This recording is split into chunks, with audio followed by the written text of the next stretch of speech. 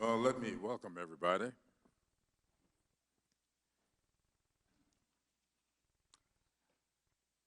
Today, our select subcommittee is holding a hybrid hearing where some members will appear in person and others may appear remotely via Zoom. Since some members are appearing in person, let me first remind everyone that pursuant to the guidance from the House attending physicians, all individuals who are not fully vaccinated for COVID-19 are required to wear masks. Let me also make a few reminders about hybrid hearings. For those members appearing in person, you will be able to see members appearing remotely on the two monitors in front of you. On one monitor, you will see all the members appearing remotely at once. in what is known in Zoom as gallery view. On the other monitor, you will see each member, each person speaking during the hearing when they are speaking, including members who are appearing remotely. For those members appearing remotely, you can see each person speaking during the hearing, whether they are in person or remote, as long as you have your Zoom set to active speaker view. If you have any questions about this, please contact committee staff immediately. Let me also remind everyone of the House procedures that apply to hybrid hearings. For members appearing in person, a timer is visible in front of the room directly in front of you. For those who may be remote, we have a timer that should be visible on your screen when you are in thumbnail view and you have the timer pinned. For members who may be appearing remotely, a few other reminders. The House rules require that we see you, so please have your cameras turned on at all times, not just when you are speaking.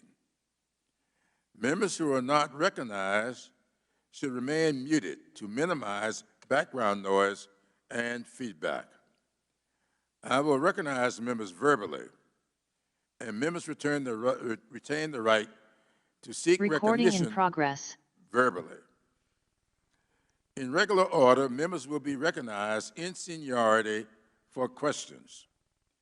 If you are remote and want to be recognized outside of regular order, you may identify that in several ways. You may use the chat function to send a request. You may send an email to the majority staff, or you may unmute your mic to seek recognition. Obviously, we do not want people talking over each other, so my preference is that members use the chat function or email to facilitate formal verbal recognition. Committee staff will ensure that I am aware of the request and I will recognize you.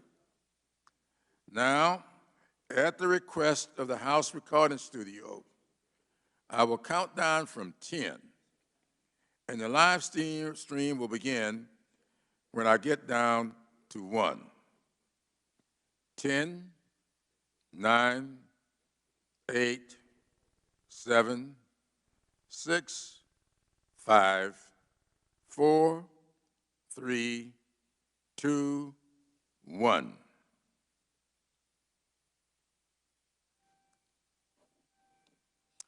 Good afternoon. The committee will come to order.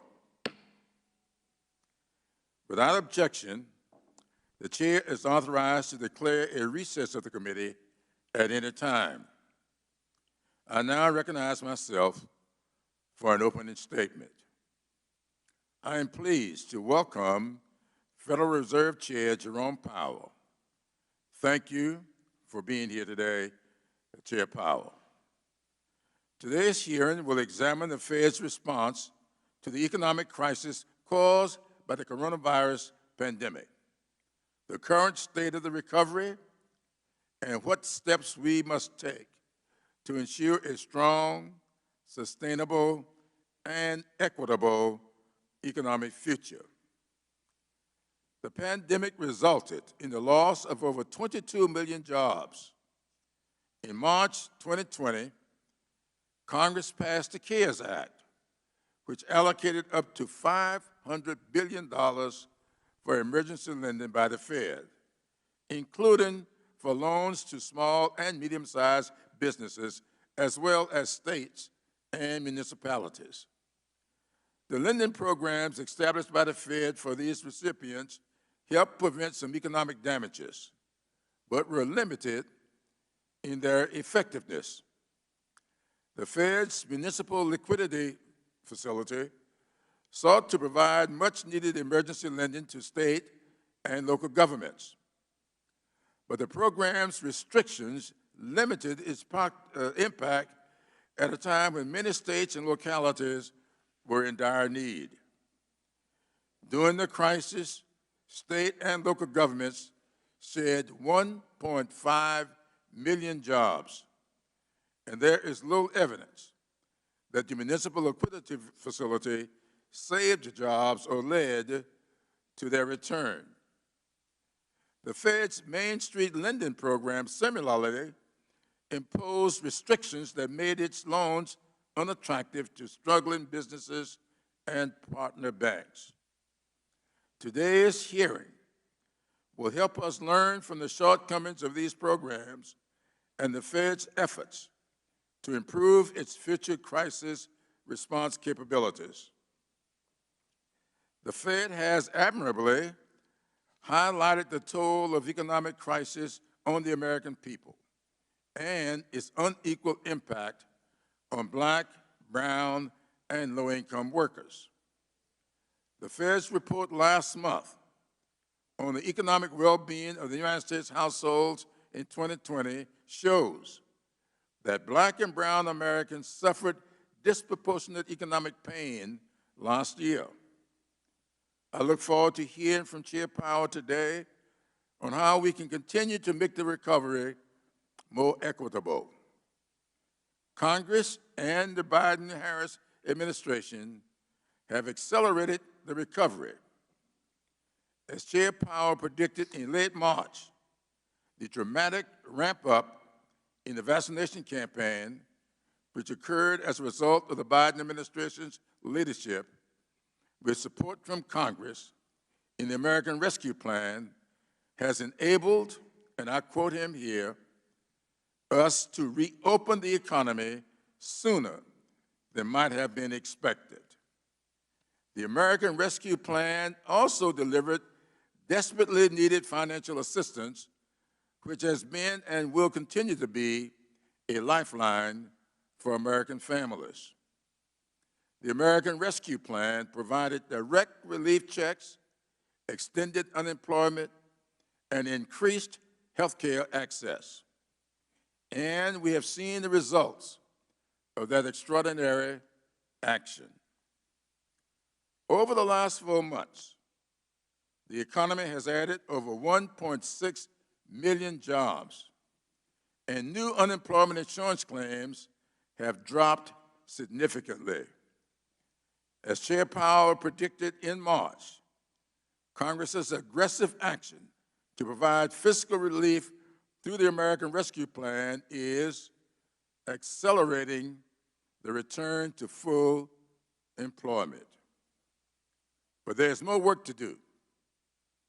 There are still 7.6 million fewer jobs than before the pandemic, with Black and brown Americans still unemployed at disproportionately high rates. As Chair Powell said earlier this year, to raise Americans' standard of living over the long term, Congress must make investments to increase the productivity of the economy.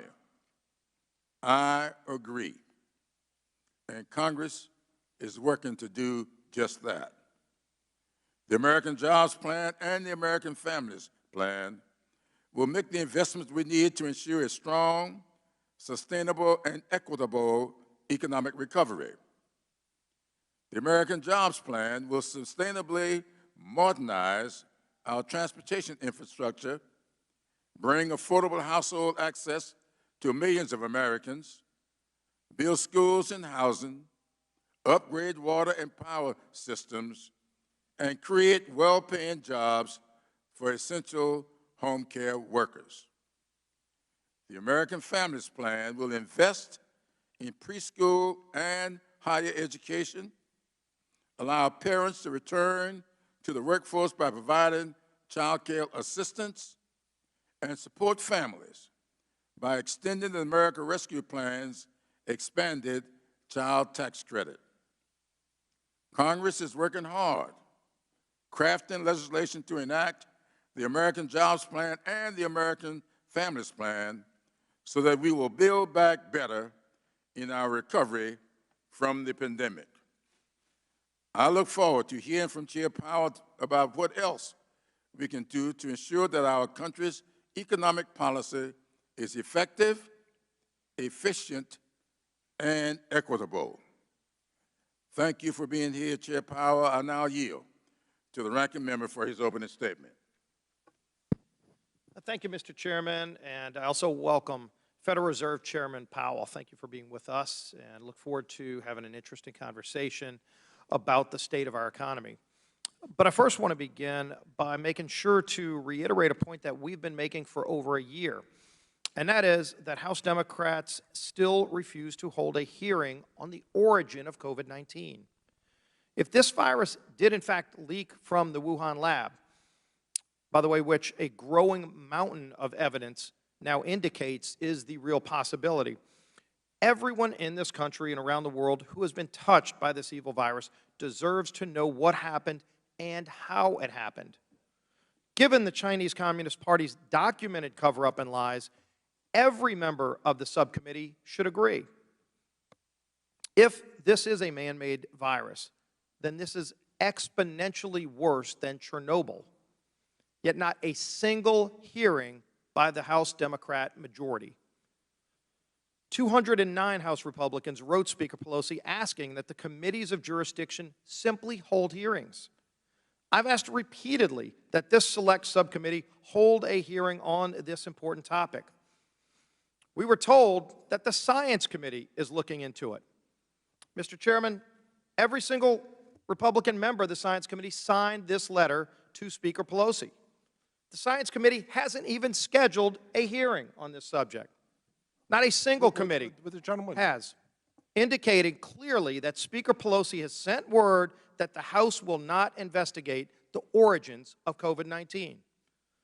We are amid a long global competition with China. Much of the world must decide whose values to espouse and with whom to align.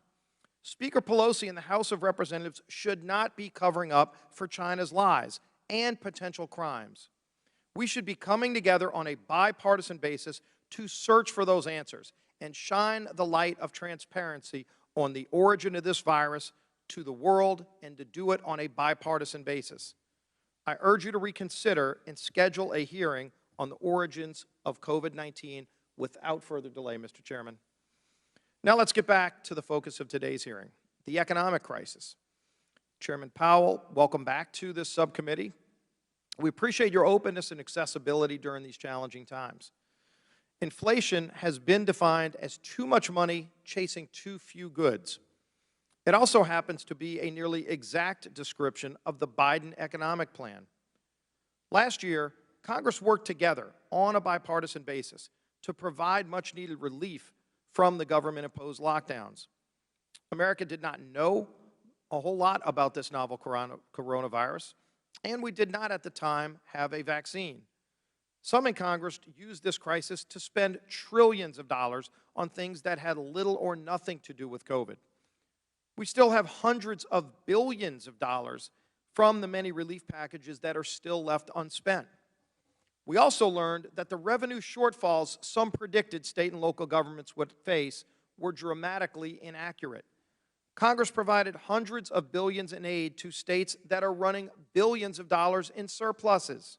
This is borrowed money, keep in mind. Republicans have a clear set of policies for the economy.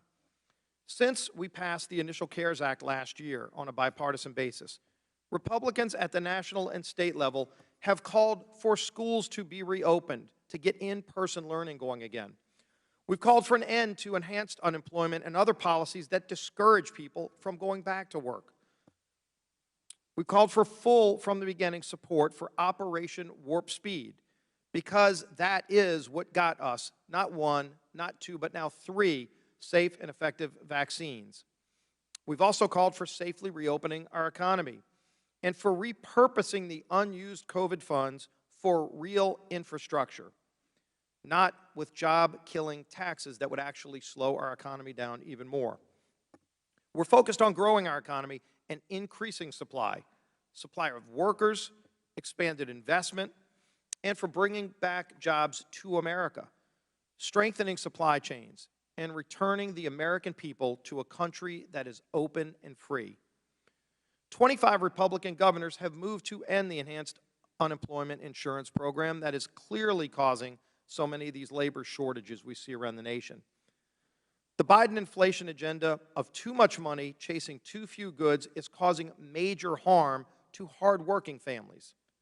A $1.9 trillion COVID bill that had almost nothing to do with COVID, but airdropped more borrowed money into the economy while restricting supply. Canceling the Keystone Pipeline. Siding with teachers' union bosses to keep schools closed when the science said to open up the schools. Causing long-term damage to millions of our youngest children. Extending the enhanced unemployment insurance and paying people more to stay home than to work. And alarmingly, President Biden actually wants to give away our intellectual property for the vaccine to China. On top of that, he's proposed a $3.5 trillion tax hike that will crush American workers, small businesses, and family farms. He wants a higher tax rate than communist China. Add to that, he wants another $4 trillion of spending.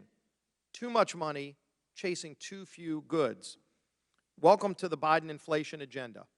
The Washington Post lead story yesterday said, quote, "The U.S. economy is emerging from the coronavirus pandemic markedly transformed as businesses and consumers struggle to adapt to a new landscape with higher prices, fewer workers, and a range of inconveniences." They go on to say, what Americans are encountering, though, is almost unrecognizable from just 16 months ago. Prices are up. Housing is scarce. It takes months longer than normal to get furniture, appliances, and numerous parts delivered. And there is a great dislocation between millions of unemployed workers and millions of vacant jobs. The Washington Post is hardly a conservative news outlet. Larry Summers, top economic advisor to both President Clinton and President Obama, has been warning since February that President Biden's agenda is inflationary.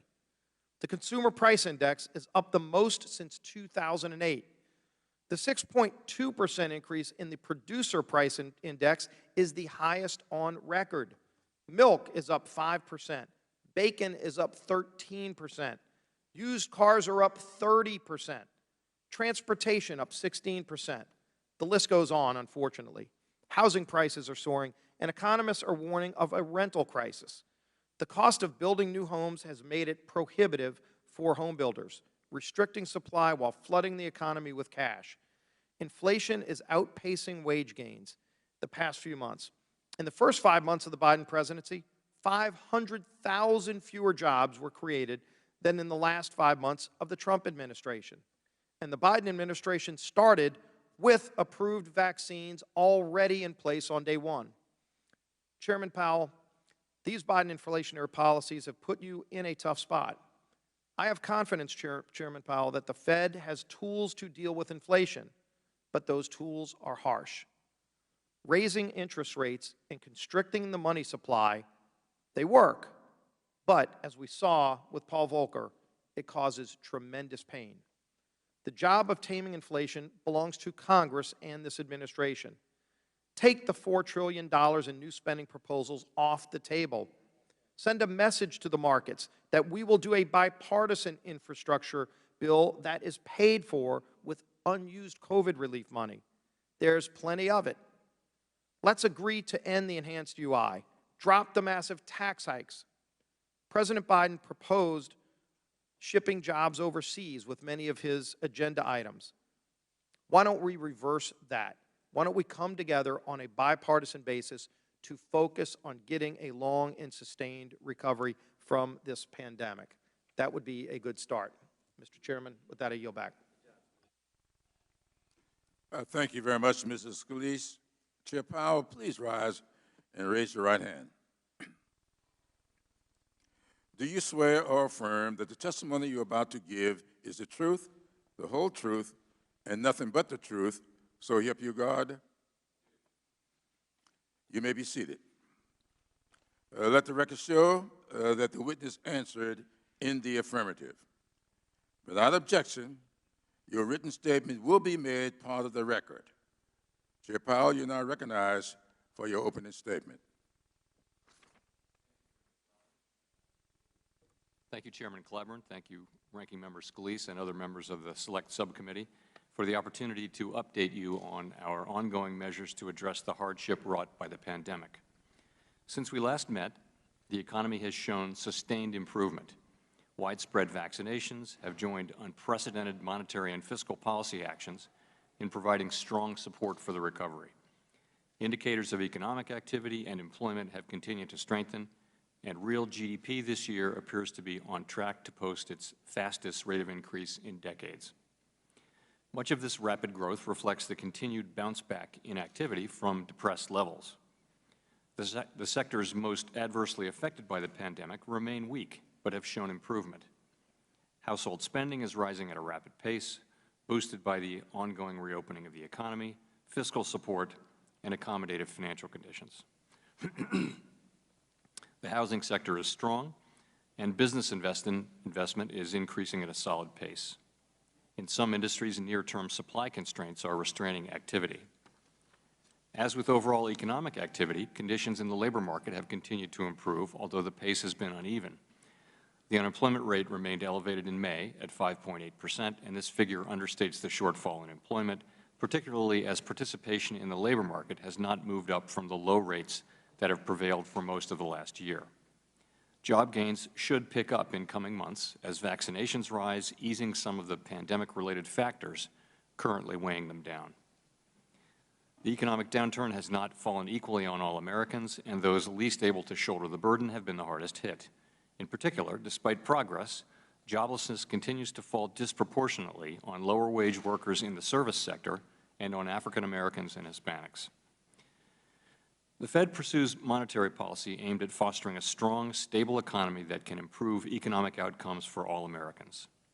Those who have historically been left behind stand the best chance of prospering in a strong economy with plentiful job opportunities. And our economy will be stronger and perform better when everyone can contribute to and share in the benefits of prosperity.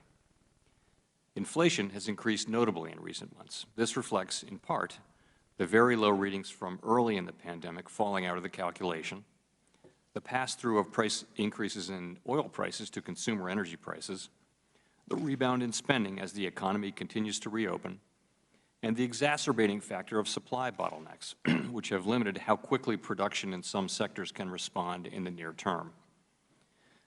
As these transitory supply effects abate, inflation is expected to drop back toward our longer-run goal. The pandemic continues to pose risks to the economic outlook. Progress on vaccinations has limited the spread of COVID-19 and will likely continue to reduce the effects of the public health crisis on the economy. However, the pace of vaccinations has slowed, and new strains of the virus remain a risk.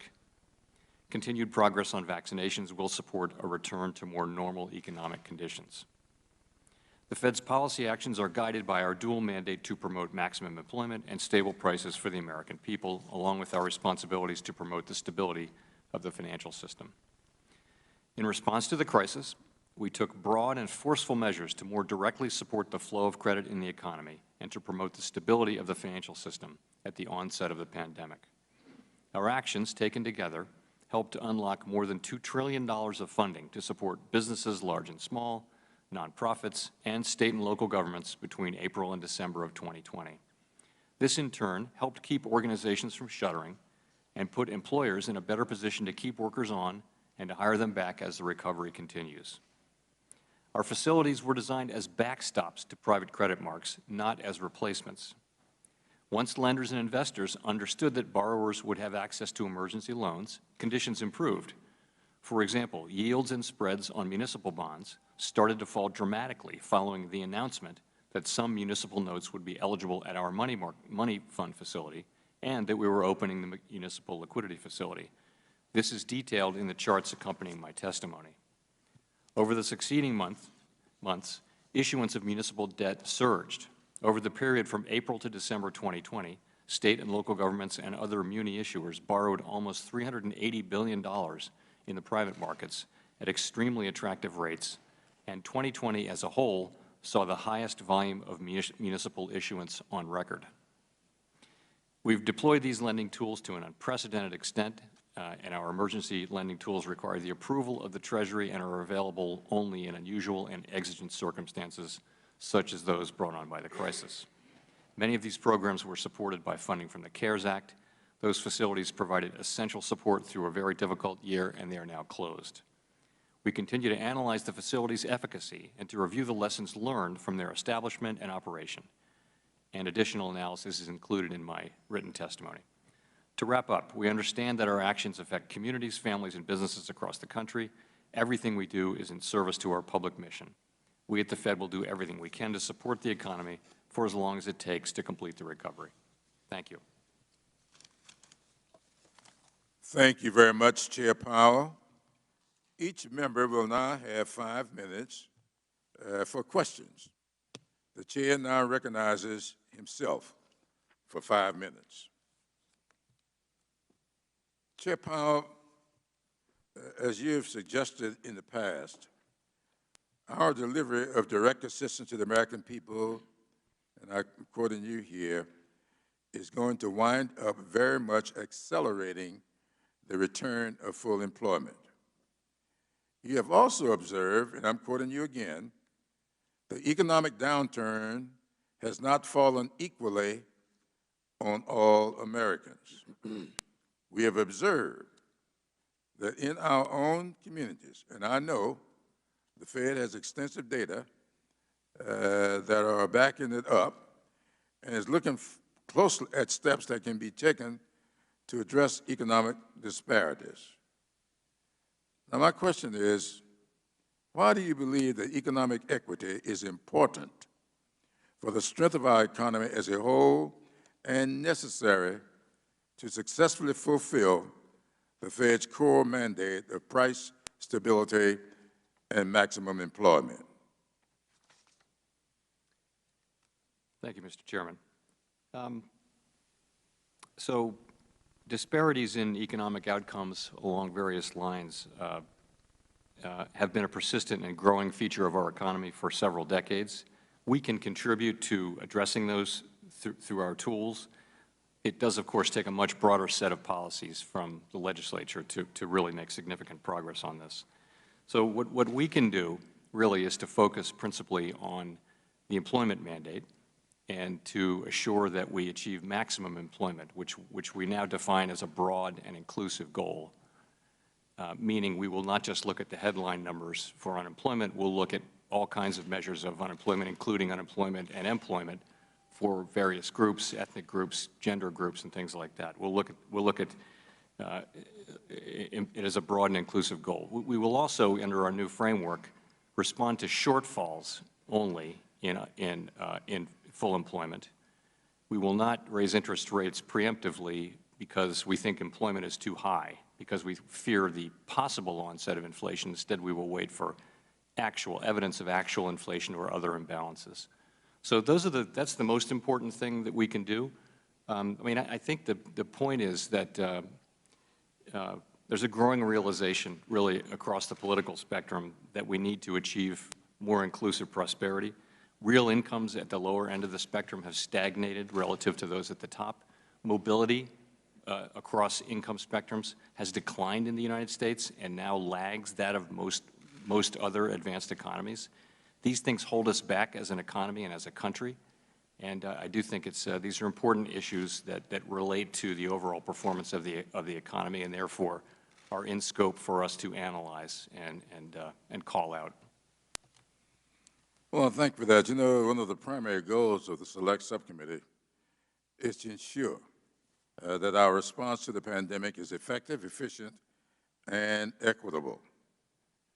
Now, I appreciate that the Fed, under your leadership, recognizes the importance of all three of these attributes for future economic strength. I'm not a social scientist by any means, but I am well aware that in past recoveries, we don't have to go all the way back to the 1930s to see this phenomenon. We saw it taking place in 2009. That recovery was slow because I feel we did too little when we should have been going bigger and bolder, which we've done here. And I appreciate the fact that you are recognizing that and helping to build America back with, under this rescue plan, this families plan, all these things that are necessary to make sure that all elements in our society come back, not just where we were, but hopefully beyond. And I thank you for the way you've handled this, and I look forward to continue to work with you on that. And with that, I'll yield to the ranking member. Thank you, Mr. Chairman. Mr. Powell, Chairman Powell, if we can go back to the pre-pandemic and look at first where the economy was, how it was performing. Were we experiencing a record economic expansion prior to the pandemic? Longest in our history. And so we saw the lowest overall unemployment, is that correct? That is, yeah, well, since in 50 years, really. Since the 1960s, let's say. That's right. How about how it was affecting everybody? I know we've had some that try to say it didn't impact all groups. We've seen other numbers. I've surely seen other numbers that showed that everybody benefited, but especially those lowest level entry levels. We saw record startups, African-American unemployment, Hispanic unemployment at all-time records. Is that what you saw as well?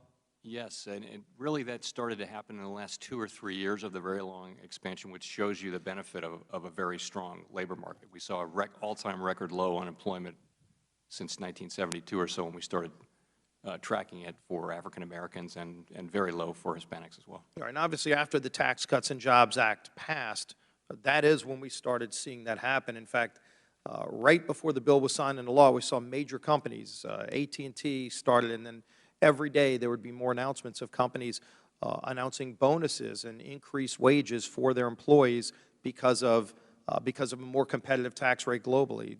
Did you see that same thing? You know, we don't comment on the effects of particular bills, as you can imagine, of any kind. I'll give you that, and obviously there's enough documentation of those reports as people would announce that they were doing it strictly because America had become competitive again. We had the highest corporate rate in the world. We made ourselves not only competitive, we had a 21% rate when the world average was 23%, and then we saw all of those great benefits. We also saw record high markets, didn't we? We did, yeah, I guess.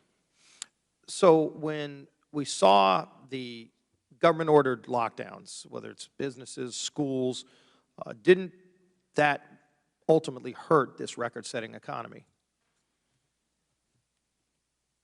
You know, I don't know that I can say that. I mean, I think of course, the economy was very hard hit by the pandemic, and it's assigned to others to decide how we should have reacted. It's really not something that the Fed has expertise in or the ability to judge. Would you say that the lockdowns were caused by a reaction to COVID-19 becoming a global pandemic? Yes, yeah. And did COVID-19 come from China? I don't know. Well, hopefully this committee will have that hearing on the origin of COVID. We won't have to wonder about it. Obviously, there's a lot of data out there that indicates not only did it start in China, but that it also started in the Wuhan lab. And whether it was intentional or accidental, that is a question no one should have doubt about when we could be having those hearings. So we'll continue to call for that. But you could see that straight line between the pandemic hitting from this virus that came from China and then the shutdown that had a devastating impact not only on lives, over 600,000 in America, millions worldwide, but also on this economic crisis that we're dealing with. Now I want to turn to the inflation crisis that we're seeing. As you can see right behind me, we've seen a dramatic increase in the cost of many household items, everyday items that families buy. Milk up 5%, bacon up 13%, gas up 56%, used cars up 30%, as we're seeing a shortage of products, harder for people to get products, supply chain backups, harder to get workers. We're seeing, as the result of that, about a 5% inflation rate recently. So I would ask you, Chairman Powell, is 5% inflation acceptable to you? No. It's certainly not. So clearly we want to address this crisis. Now, when you look with the unemployment crisis, there's 9.3 million job openings right now, which is a record high, yet the economy only added back 500,000 jobs in May. We've seen the enhanced unemployment being a big factor in paying people. 40% of the people that are getting these checks are getting more money not to work than work. That was a policy decision made here in Washington, a very flawed one. You're seeing many states try to address it, but ultimately, as we have this labor shortage, as it's creating supply chain backups, as it's starting to get worse, especially on the inflation side, Chairman Powell, will the economy ever reach a full pre-pandemic level if this labor shortage continues? Well, if it continues, I strongly suspect that labor supply and job creation will be moving up well over the rest of this year. And I think that'll follow, as you see many governors, half the governors in the country now have decided to end on their own that enhanced unemployment, and that is getting people back to work in those states. Unfortunately, some states want to continue paying people not to work, and that's causing inflation in other areas. Hopefully we can confront this, address it. I wish you well as you look at the tools you have available to you, but hopefully we as policymakers get this right as well. With that, Mr. Chairman, I yield back. I thank the gentleman for yielding back. I'm sure he's going to join me later in making sure we increase the minimum wage so we can do something about the low. There is no minimum wage right now, Mr. Chairman. They're giving bonuses to people to go back to work. Yeah, I don't think the minimum wage people got bonuses, or did they? I've seen wages in almost every state go up well above minimum wage. Almost every state. Miss South Carolina, I'm sure they call it Louisiana. I know my restaurants in the New Orleans area cannot find workers, and they're looking and paying more than they were pre-pandemic, and New Orleans has got the best food in the world. I'm sure South Carolina is not far behind, but they would like to get those workers back too. Yeah, Gallagher is a little better. With that, I'll yield 5 minutes to Ms. Maloney. Thank you, Mr. Chairman. Thank you. It's good to see you again, Chairman Powell. I want to start by asking about the Fed's monetary policy and inflation in particular. I'm very concerned that the Fed is going to raise rates too early, which would seriously harm the economic recovery. As you stated last week, much of the recent rise in inflation had actually been expected. I strongly believe that the recent spike in inflation will only be temporary, and that shouldn't cause the Fed to raise interest rates too soon. In the early months of the pandemic, prices fell incredibly low. So now a year later, the year-over-year rise in prices looks very high. But that was only because prices fell to artificially low levels last year at this time. This is something that everyone saw coming for many months, so shouldn't come as a surprise at all. How much of the recent rise in inflation do you attribute to artificially low prices from early in the pandemic?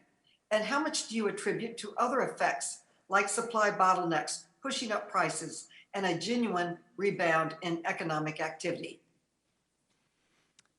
Well, a pretty substantial part, or perhaps all, of the overshoot in inflation comes from categories that are directly affected by the reopening of the economy, such as used cars and trucks in particular. There's sort of a perfect storm of very strong demand and weak supply due to the reopening of the economy and various factors. We see airplane tickets, we see hotel prices, we see other things. Those are things that we would look to stop going up and ultimately to start to decline as these situations resolve themselves. They don't speak to a broadly tight economy and to the kind of thing that has led to high inflation over time.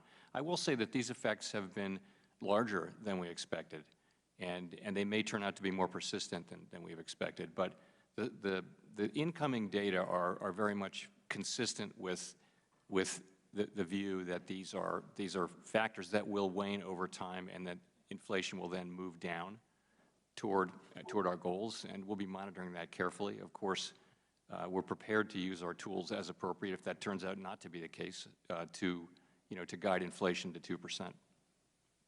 Thank you. Let me follow up on that because we know that inflation statistics are fundamentally flawed right now due to the pandemic. We typically measure inflation using a basket of goods and services that represents what people usually purchase, but the pandemic completely scrambled what everyone was spending money on. People weren't traveling or going out to restaurants, so spending on those items stopped entirely, while spending on groceries surged dramatically. As a result, a lot of economists question whether we should be relying so heavily on inflation statistics that we know don't represent what people are actually spending money on. So my question is, do you have any concerns with relying on traditional inflation statistics, which we know are unreliable right now in setting monetary policy? I think the overall point is that the data that we're looking at in the labor market and for inflation and for growth, it's in such an unusual setting of reopening the economy. We have to be very humble about our ability to really try to draw a signal out of it, and it may take some patience to see what really is happening. Specifically on inflation, you're really talking about consumer price inflation, the CPI. We actually use at the Fed PCE, personal consumption expenditure inflation. And that, the basket is actually updated on a monthly basis for PCE, and that's one of its more attractive features from our standpoint. Still, at a time like this, when people are changing their, their consumption patterns in ways that are outside of experience, I would say there's also a challenge there, even though our measure is in fact updating monthly in terms of its basket. Switching gears, I want to ask about the Main Street Lending Program. It seems clear that both the Main Street program and the municipal program generally improved credit access.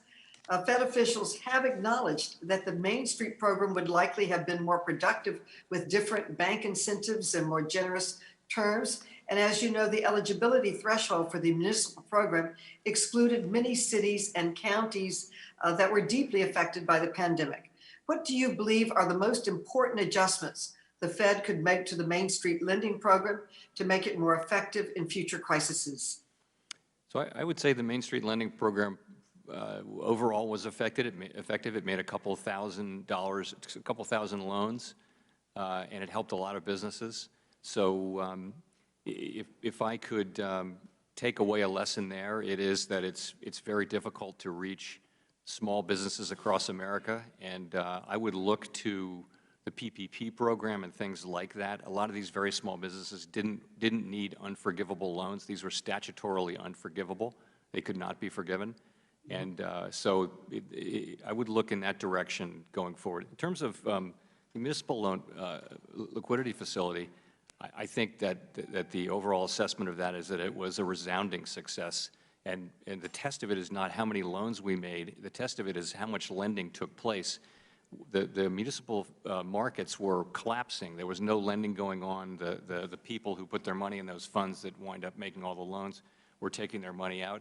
We announced the facility, and all of that turned around. And through much of last year, municipalities, states had great access to market, including ones with relatively low ratings. Record amounts of borrowing took place at low rates.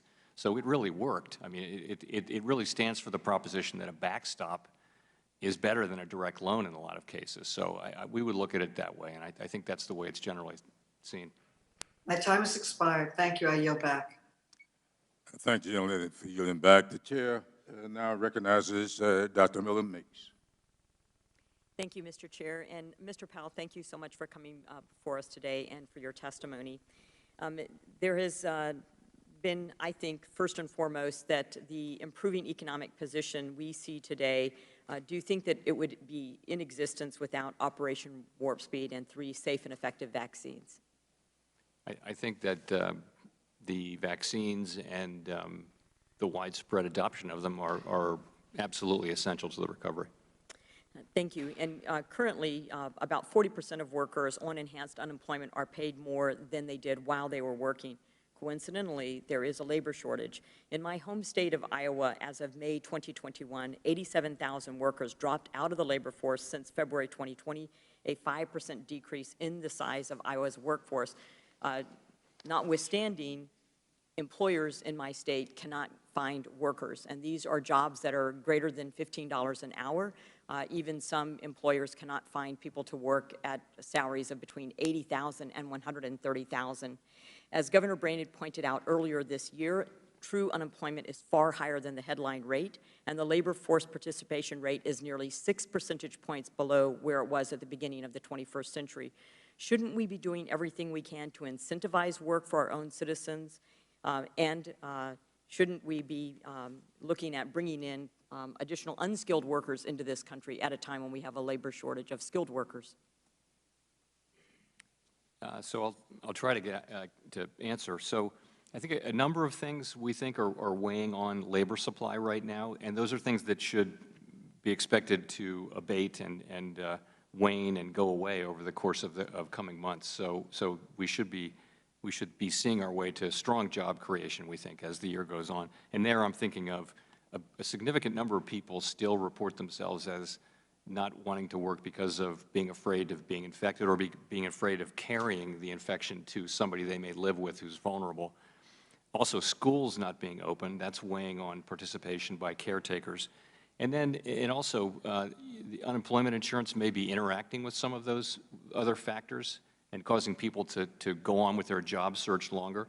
There's another thing, though. The very quick job gains of the early recovery essentially involve going back to your old job. That's not so much what's happening now. Now it's actually finding new jobs, and that's a matching function that is more labor-intensive and time-consuming, and there may be a bit of a speed limit on that. We expect, though, as I said, a lot of progress to go forward. On immigration, it's something we really isn't in our bailiwick, and so I try to stay at a high level on a question like that. And President Biden promised not to raise taxes on anyone making under $400,000 a year, but inflation, as has already been noted, has increased dramatically, and I realize you use the PCE rather than the CPI, but it's over 5% and is most insidious and regressive tax affecting low-income minority families, hardworking taxpayers, and seniors on a fixed income. You stated recently that the current inflation surge is likely to be transitory. Does likely mean greater than a 95% chance, a 50% chance, or do you have any level of confidence in that prediction?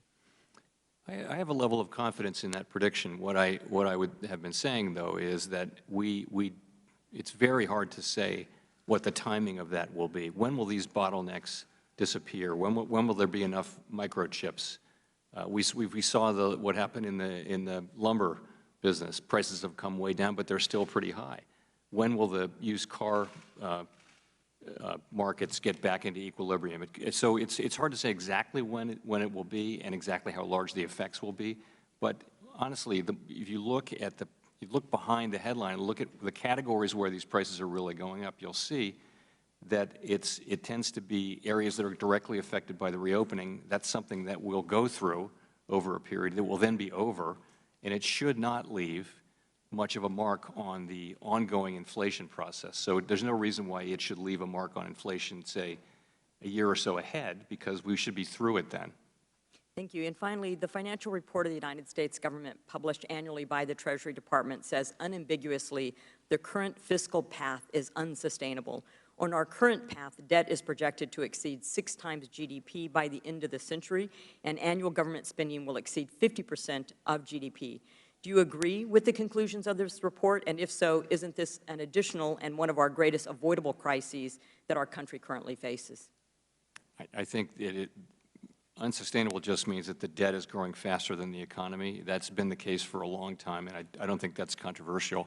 I think the point I would make is that the time to work on that problem will come, and that time is when employment is high, unemployment is low, economic activity is strong, taxes are rolling in. That's the right time to go to work on a longer-term program that gradually moves us back to, primary balance, and ultimately, you just have to get the GDP growing faster than the debt, and it has to do that for an extended period of time. That's how countries get back to a sustainable path. And to be mindful of their spending when the economy is growing. Thank you so much. I yield back my time.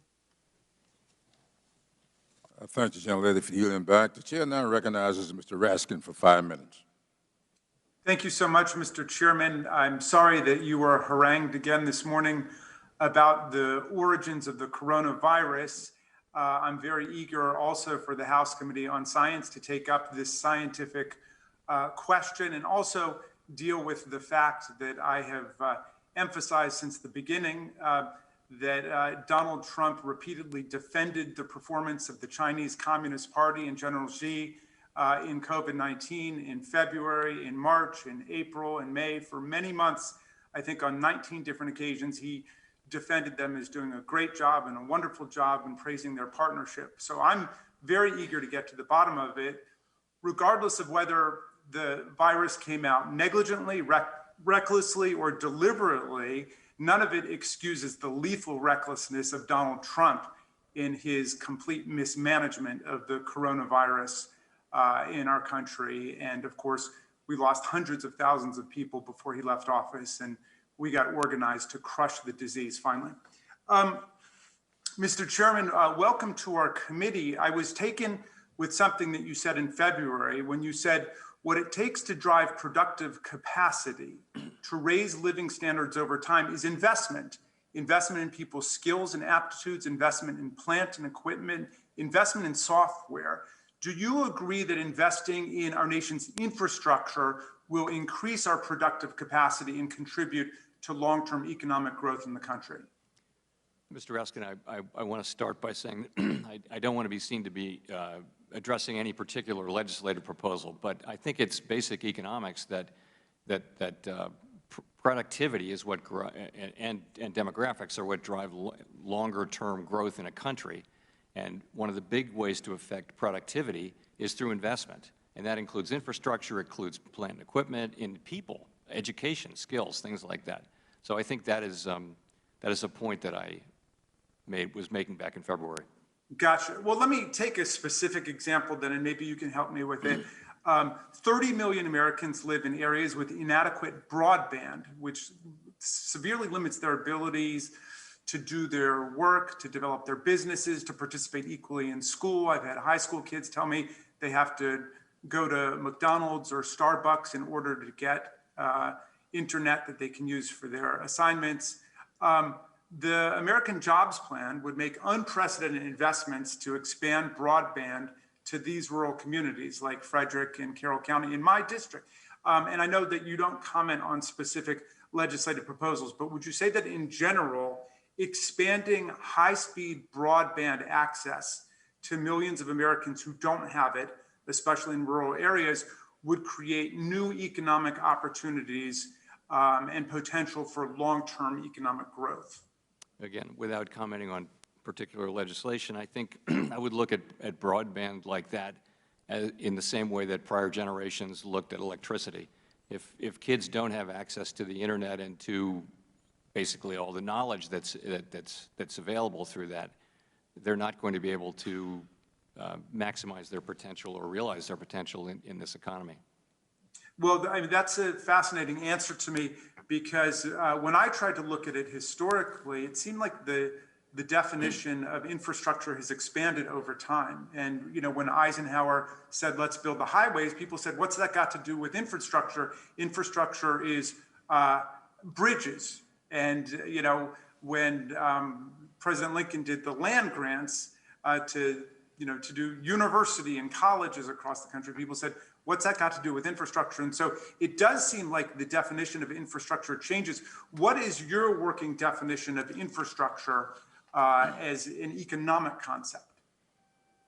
I hadn't taken the trouble to really write one down, and I wouldn't like to do it in real time here, if I can avoid that.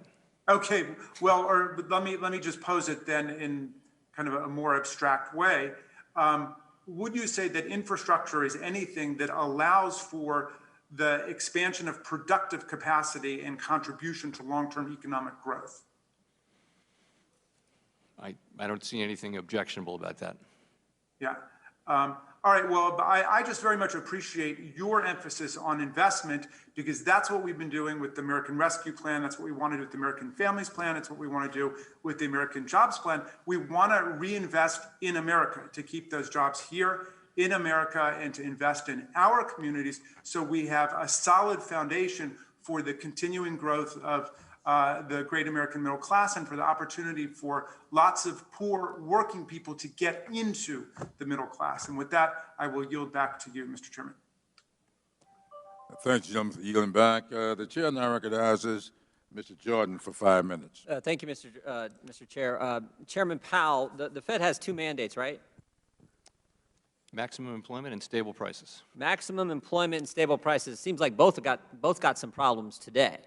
I want to spend a little time on the first. Why are the jobs numbers so bad right now? Well, I think we're digging out of a very deep hole. We've made a lot of progress, but I would agree with you. We have a long way to go. Over 9 million job openings. Over the past 2 months, only 800,000 jobs added back. That's pretty bad. Is there a specific reason you point to as why those numbers aren't where we would, frankly, hope they would be?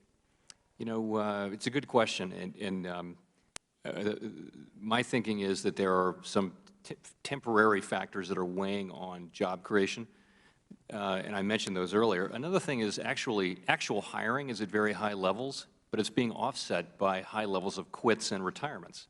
So the net, what's happening is that the net job creation has been lower, but actual hiring is high.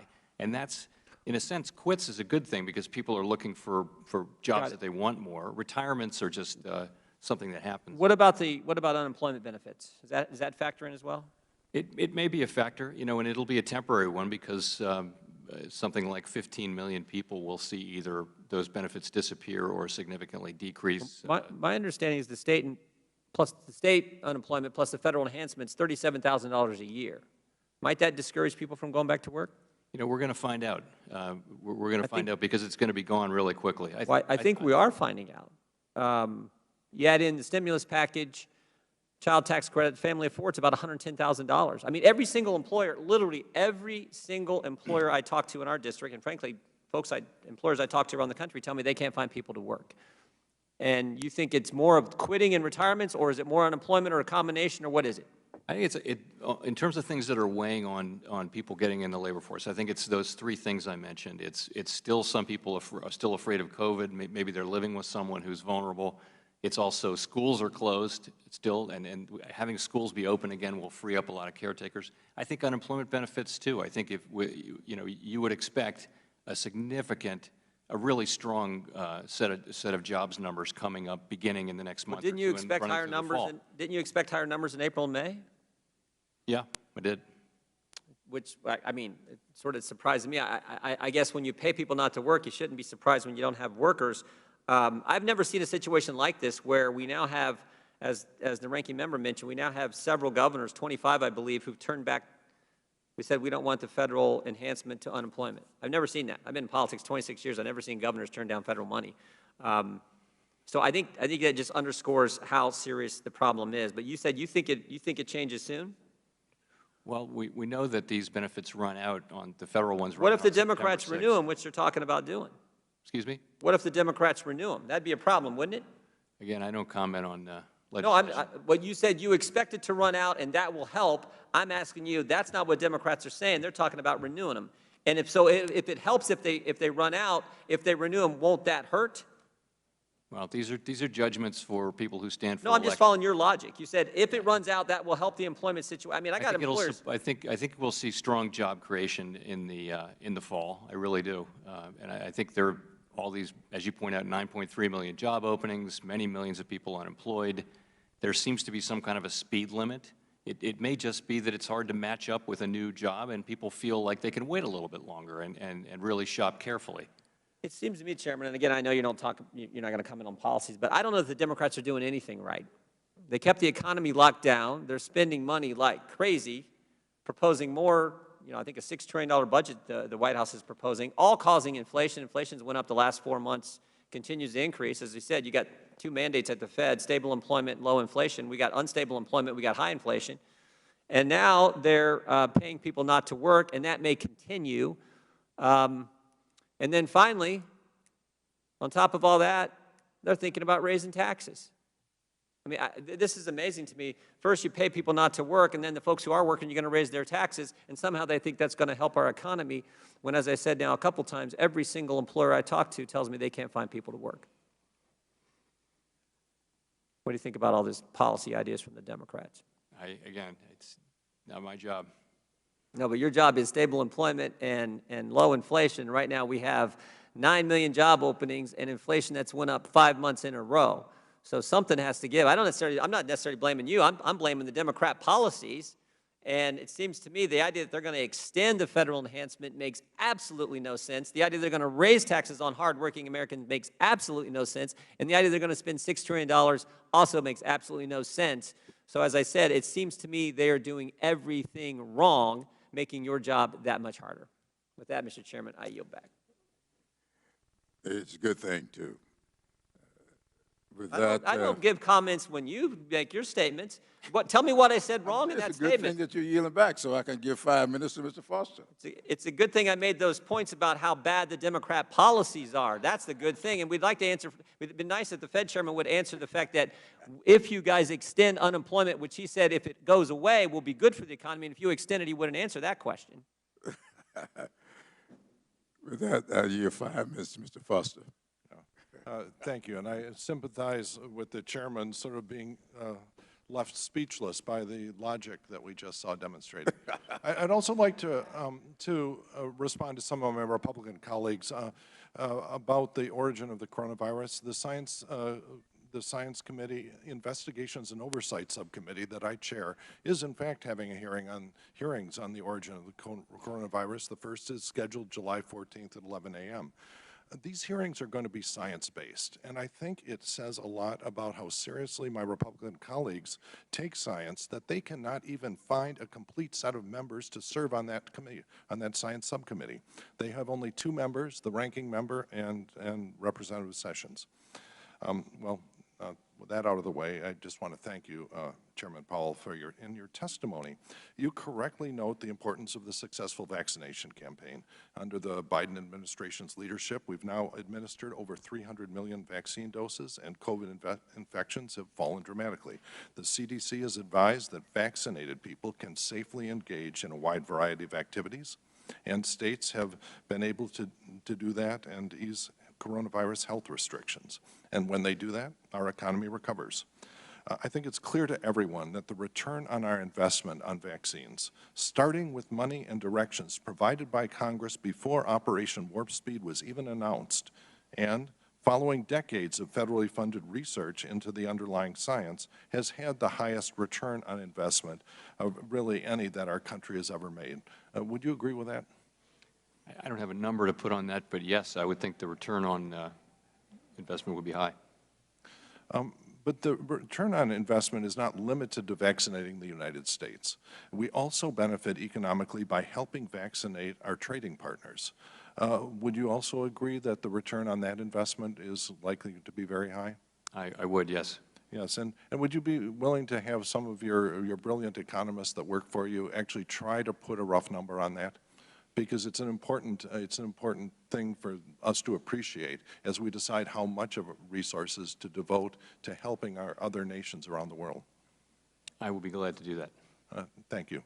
And now, you know, with COVID, our economy has experienced a number of inflation shocks. You know, the tight labor markets, commodity shortages, release of pent-up consumer demand, chip shortages, as you mentioned, due to underinvestment in foundries and overinvestment in Bitcoin and meme stocks. Proposals to move onshore the supply chains that have historically been offshore, which will, in general, increase prices.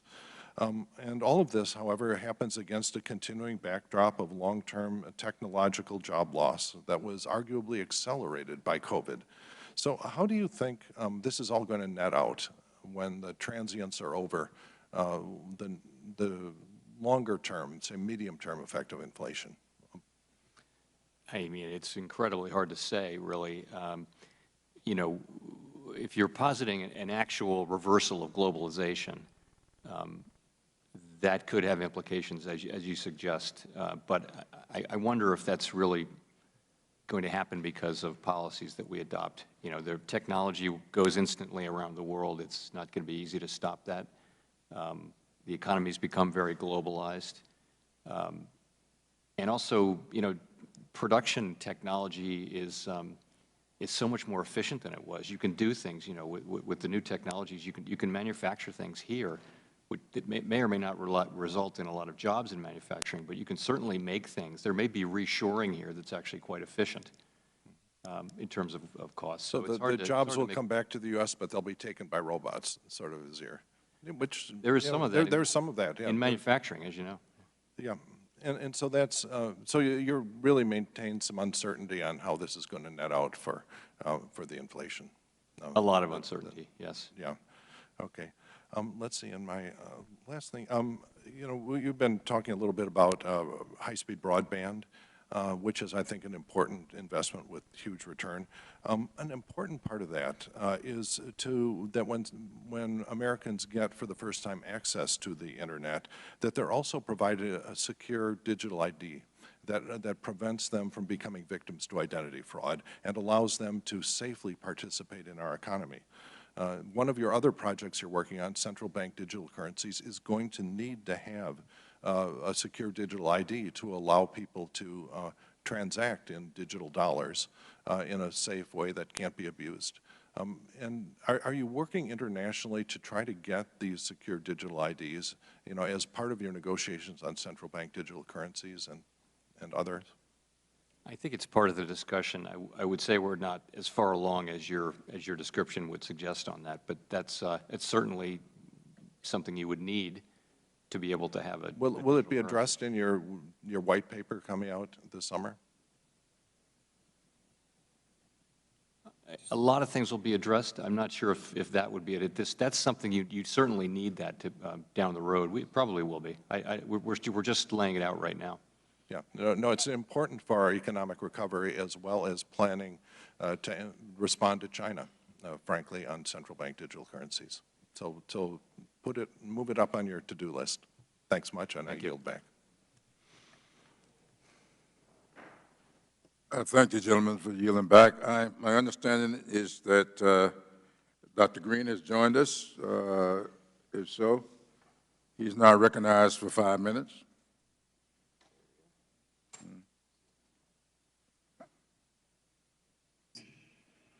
Can you hear me, Mr. Chairman?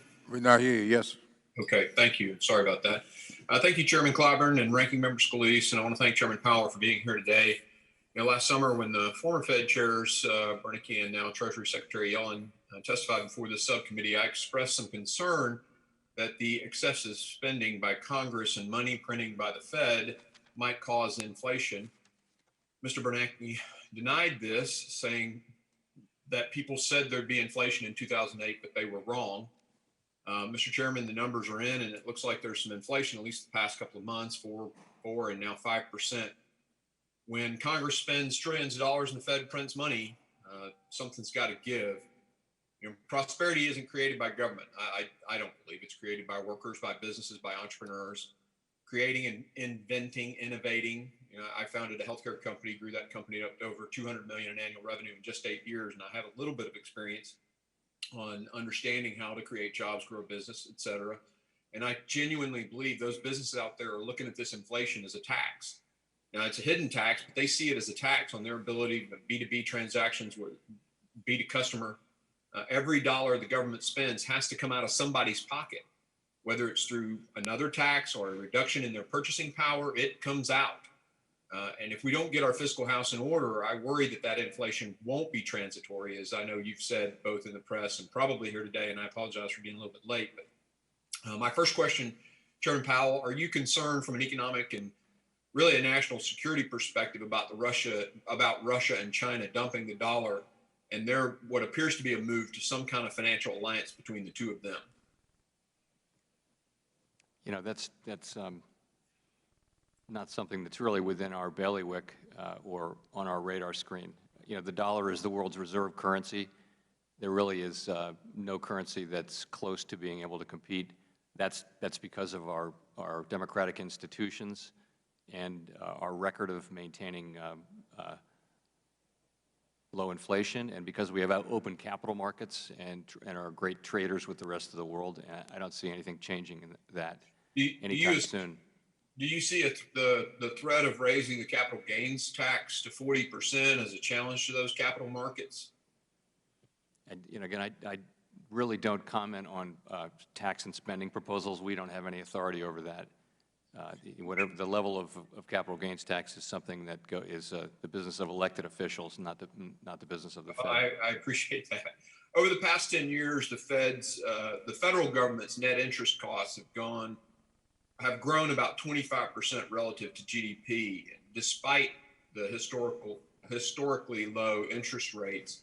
If spending remains on its current trajectory and interest rates reach their historic average of 5.7%, do you think the federal government will be able to pay its bills? I have no question that the U.S. government will be able to pay its bills for the foreseeable future. There's no case in which that would not be the case. We have the strongest and largest and most flexible economy in the world. It's also true, though, that we're on an unsustainable path and that we're going to have to address that. And as I mentioned, the time to address that is when the economy is strong, unemployment is low, and economic activity is high. Is it possible that the high interest rate that we're seeing today is the start of something that could be as bad as the 70s? And if not, could you explain why? You say higher interest rates or higher inflation? Inflation, I'm sorry. I misspoke. Very, very unlikely. What we're seeing now, we believe, is inflation in particular categories of goods and services that are being directly affected by this unique historical event that none of us has lived through before, called reopening the economy after closing it. So you see extremely strong demand for labor, for goods, for services, and you see the supply side caught a little bit flat-footed in trying to catch up. And you see bottlenecks and you see this all over the world, by the way. This is not just the United States. You see it everywhere, and it's very similar kinds of situations. And you have a central bank that's committed to price stability and has defined what price stability is and is strongly prepared to use its tools to keep us around 2% inflation. So all of those things suggest to me that an episode like what we saw in the 1970s, and I graduated from college in 1975. I had a front row seat. That nothing like that. I don't expect anything like that to happen. Okay. Mr. Chairman, I can't see the clock, unfortunately. I don't know if I have any more time. You are out of time. Okay. Thank you, Mr. Chairman. I yield. Thank you for yielding back. The chair now recognizes Mr. Christian Martha for 5 minutes. Thank you, Mr. Chairman, and thank you, Chairman Powell, for appearing before us. Back in 2019, you said the following. You said, we try to create a strong labor market. For many, many people and many, many communities, that's enough. But for people who are at the margins, the low to moderate income community, that's not enough. They need a chance. And earlier that year, you said you were cutting rates in part to help those who are, quote, left behind. How do you see the impact of the pandemic on these groups of people for whom you expressed empathy and concern back in 2019? And how do you see the recovery affecting them? Well, in the first instance, the pandemic hit the service industries very hard, industries that involve dealing with the public, hotels, travel, entertainment. And the people in those customer-facing, public-facing jobs, they tend to be relatively low-paid jobs, and their minorities and women are significantly overrepresented among the people in those jobs. And that's who got laid off. Most of the layoffs, a big chunk of the layoffs, disproportionately, were in those industries. So it's clear this pandemic really hit those people hard. And why it was even more painful was that in the last couple of years of the very long expansion that ended in March of 2020, the longest in our history, you really began to see benefits going more to those groups than to the high end. I mean, wage gains at the lower end of the income spectrum were bigger than they were at the higher end. That began to be the case in year 8, 9, 10, and the 11th year. And that was a very positive thing. And high labor force participation, the benefits of prosperity being spread widely, and it could have gone on for a long time, but for the pandemic. So we have the pandemic, and those industries are hiring people back. A whole lot of the job creation we're seeing is in those industries. You're still several million short in those industries of where employment was, but they're really high, very large numbers of job openings in a number of industries, including the service industry. So I really am hopeful with the strength of labor demand. It really is remarkably strong that over time, and not a lot of time, this will sort itself out, and we'll find ourselves in a very, very strong labor market with low unemployment, wages going up across the spectrum. Can I jump in for one moment, which is, thank you for that answer. You were talking about the matching function that's happening right now between people who are perhaps dislocated and people who, the job openings that exist.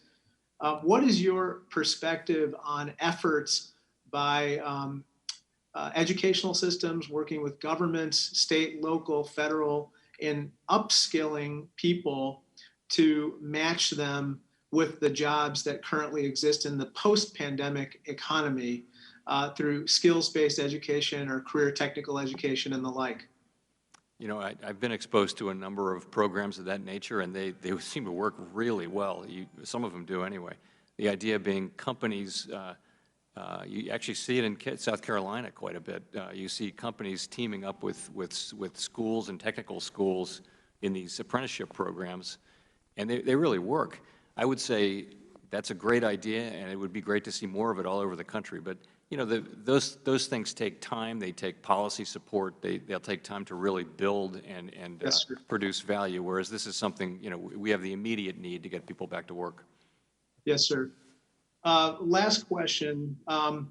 What is the impact of other countries in the world not getting their populations vaccinated at the rate that we are, and the COVID fires continuing to rage over there? What is the impact on our economy? And if you have any metrics that can measure that, or that you'd be willing to share, I'd be very interested in that.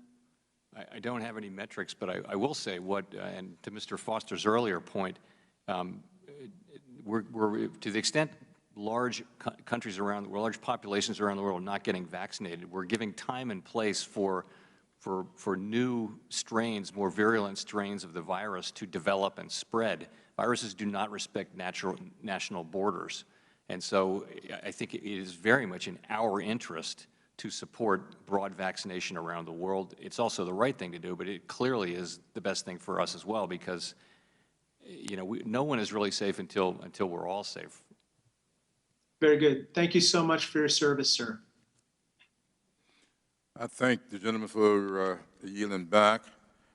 The chair now recognizes the ranking member for a closing statement. Thank you, Mr. Chairman. Appreciate the hearing. Chairman Powell, appreciate the work that you do. Obviously, some of the questions that we have, both Republican and Democrat members had, are more in the policy realm, which is not your purview. You have tools as the chairman of the Federal Reserve. You have mandates, as I know Mr. Jordan and you were talking about. But many of those tools are harsh tools that we don't want to have to get to if we don't have to. And I think that's really where we as policymakers need to step up and do a better job so that it doesn't fall in your lap. And I think those points were made clear. And if you look at just the two mandates of the Federal Reserve, maximum employment and stable prices, right now we don't have either. And it's because of policy decisions primarily by the Biden administration. Paying people not to work is causing real damage to our economy. You can't have 9 million openings for jobs right now at the same time that we're paying people on average $35,000 a year not to work, and then wonder why we have 9 million job openings. It's pretty clear. Every small business in America will tell you why. I hear the same thing across the board. They can't get all their workers to come back, and because of that, they can't open their business fully. Restaurants who are struggling, just scrapping and clawing to hold everything together, want to reopen fully, and many states are able to reopen fully, but they can't because they can't get all of their workers back. And it's not like they've gone on to other places. They know exactly what's happening. They're being paid more not to work than to work. That policy has to end. You even said it. When the benefits run out, it will help. Problem is, Democrats here in Congress don't want those benefits to end. And we're borrowing that money from our children and our grandchildren to keep people out of the workforce. It makes absolutely no sense. It undermines your very mandates. And again, it would push us to a place where you would have to use tools. And we don't want to see high interest rates. We don't want to see limits on monetary policy. But that's where it would go if we leave it up to other entities like the Federal Reserve. We need to confront this here in Congress. We can look at how states have done well and how states have done poorly. We don't have to reinvent this wheel. You could just look at a few of the states who've done it right. Georgia probably has the lowest unemployment, 4.5%. They were the first state to open. They took a lot of criticism, just like Florida, when they opened their economy early. Some said, oh, everybody's going to die. The only problem is, when you look at the states that stayed mostly closed, they were the states actually that had the higher COVID death rates. And right now, to this day, just looking at recent numbers on 7-day average of COVID, Georgia, 14 per 100,000 cases a day. New York, 36 per 100,000, almost triple Georgia. Georgia's fully open. New York is still mostly closed. Broadway's not even going to open until September. There's absolutely no reason for that. They should be open today. They could be open today. Schools should have been open months ago. All the scientists, we've had people sit in the very chair you're sitting in, including Dr. Fauci, say under oath, schools should have been open months ago. And actually, you're doing long-term damage to the kids by not reopening schools. This isn't something that the Federal Reserve chair has anything to do with. It's policy. Policy of local governments that are hurting their economies and their people, and especially the children that are paying a big price. This is what's got to end. We need to focus on getting the economy fully reopened, on getting kids back in the classroom. And while we're doing that, we surely ought to be addressing the origins of COVID-19. Not a month from now. It should have been months and months ago when we started calling for it, because nobody should have to sit here and go, why did it happen? Why did this calamity, deaths, destruction of economies, people's whole livelihoods going away, suicide rates, we didn't even talk about that today, suicide rates, drug overdoses, all off the charts because of what we went through in the last year, and yet not a single hearing in over a year on the origins of COVID-19. So hopefully we can get back to focusing on the very policies that will help us get through this the right way so that it doesn't end up in your lap and things end up having to be abruptly changed to the point where it actually harms real families even worse than they've already been harmed. Because as we've seen, so many things that are happening, like all of this inflation across the board, that shouldn't be happening right now. We shouldn't be seeing all this inflation that are brought on by President Biden's policies and his overreaction to something where the science, in fact, one of the things we've seen is a whole lot of political science being practiced instead of medical science. So hopefully we can get back to common sense and the science that shows us where we should be going, when instead we're seeing a whole lot of actions that are devastating to people when they shouldn't be going through some of this pain. So let's focus on getting things open the right way, following that science, and doing it, and again, not reinventing the wheel. Go look at the states that have done it right. Many states have gotten it right. Many states have gotten it wrong and still to this day are doing it wrong. Let's not have the federal government continue to do it the wrong way by making things worse. With that, I would yield back, Mr. Chairman. I thank the ranking member for yielding back. I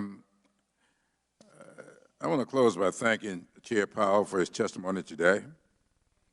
We appreciate the opportunity to discuss the lessons learned from actions that the Fed took during the pandemic to support our economy, the Fed's current outlook as our economy recovers, and the action needed to ensure a strong, sustainable, and equitable economic future. Today's hearing has made clear that the Fed must improve its crisis response tools to ensure that communities, small businesses, and workers Not just large corporations receive support during emergencies. The Fed's pandemic relief efforts, while innovative and well-intentioned, were often too little too late and did not have the impact they could have had to bolster the economy. The Fed must learn from this experience to improve on these responses in future crises. The good news is that thanks to smart and bold economic policy by Congress and the Fed alike, our economy is recovering swiftly. The American Rescue Plan is delivering desperately needed relief that is supporting a broad-based economy or recovery. Since March, the economy has been adding an average of 540,000 jobs a month, and new unemployment insurance claims have dropped dramatically.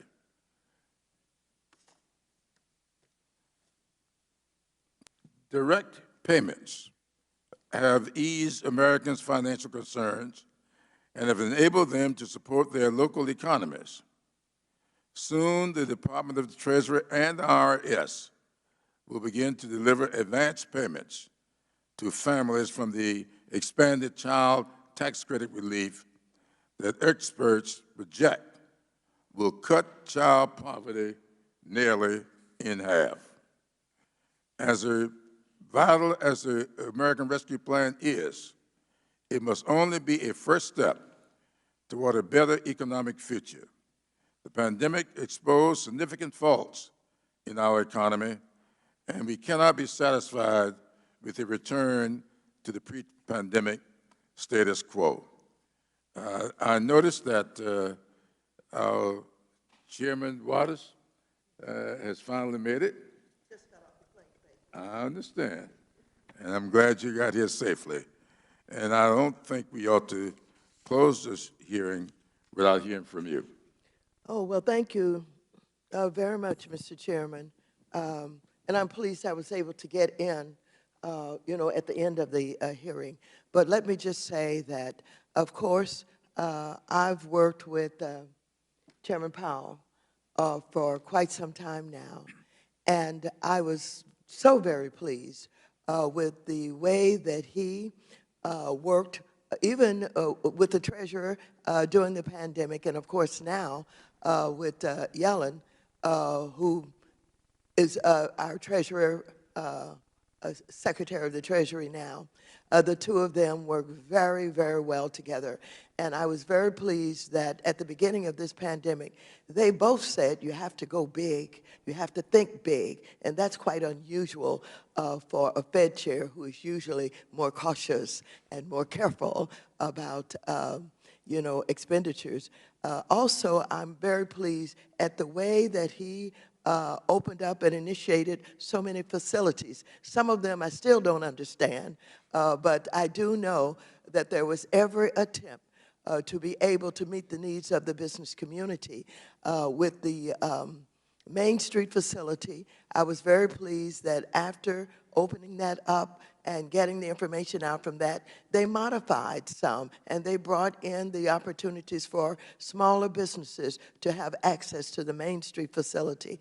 And so I compliment and thank Chairman Powell for not only his leadership during this pandemic, but his creativity and the way he was available to us to always help us think through what more can we do and how can we do it. So I'm pleased that I was able to at least come in on the end of this hearing today to say to Mr. Powell, I credit you along with others who worked so very hard to get us, past this pandemic and to get us back on the road so that our economy can do what we know it can do. And I've never really been worried about inflation, but I want to keep an eye on that, and I want you to keep us informed about what is happening in our economy.